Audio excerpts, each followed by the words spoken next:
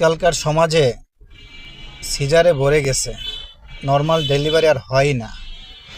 এর প্রধান কারণ হয়েছে 5টা। 1 নম্বর কারণ হচ্ছে স্বামীর অতি আদর।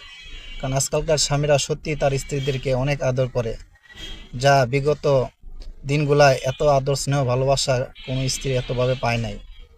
হ্যাঁ, এটা হচ্ছে মূল এক নাম্বার কারণ।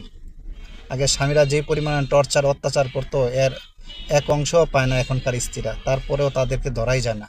যা হোক, নাম্বার হয়েছে মানসিকভাবে তৈরি না।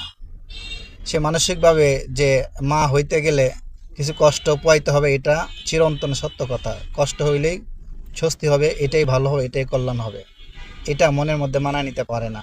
সে ভাবে সিজার করাই সহজ, সিজারই আরামদায়ক।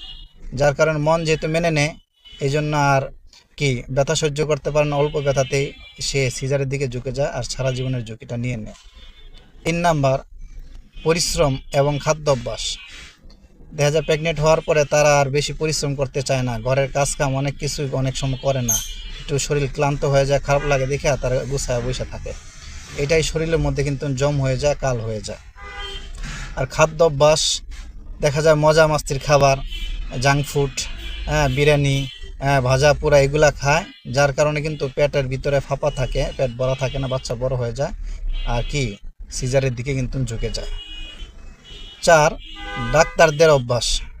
ডাক্তাররা চায় যে সিজার হোক, বিশেষ করে হাসপাতালগুলা গেলেই তারা নর্মালের কোনো চেষ্টা না করে সিজারের দিকে ঝুঁকে নিয়ে যায়, এবং ডাক্তার এমনভাবে ভয় দেখা যে বাচ্চা উল্টায় গেছে, বাচ্চার অনেক সমস্যা, পানি ভেঙে গেছে, খুব ঝুঁকি, মার মৃত্যু ঝুঁকি, এই সমস্ত ভয় দেখা তাকে সিজারের দিকে কিন্তু কী করে উৎসাহিত করে। 5, সবর এবং আল্লাহর প্রতি ভরসা।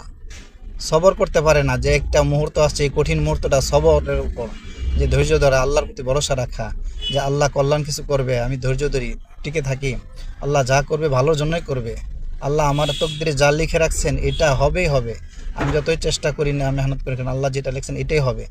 এই তকদিরের উপর, আল্লাহর উপর ভরসা না থাকার কারণেই আজকালকার অধিকাংশ নারীরা এই সিজারের প্রতি ঝুঁকে যাচ্ছে, এবং এই সিজার নিয়ে ঘরে ঘরে আজকে সিজারে ভরে গেছে, যার খেসারত স্ত্রীকে দিতে হচ্ছে।